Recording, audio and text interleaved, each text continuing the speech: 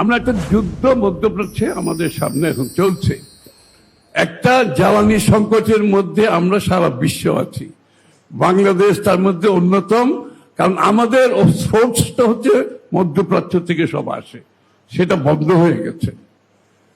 এর মধ্যে সরকারের পক্ষ থেকে বিভিন্ন বিশ্বের বিভিন্ন দেশ থেকে এটার সমাধান দেওয়ার জন্য কাজ চলছে এবং এই পর্যন্ত সফলভাবে আমরা এগিয়ে যাচ্ছি ইনশাআল্লাহ। এই ব্যাপারে চিন্তার কোনো কারণ নেই।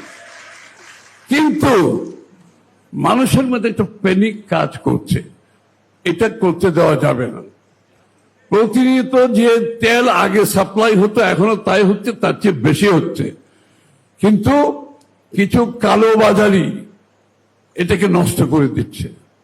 তারা অতিরিক্ত তেল নিয়ে কালোবাজারে বিক্রি করছে এবং সরকারের ভাবমূর্তি ক্ষতি করার চেষ্টা করছে। আমি এই কথাটা এই জন্য বলছি, আপনারা সচেষ্ট থাকতে হবে যার যার জায়গা থেকে।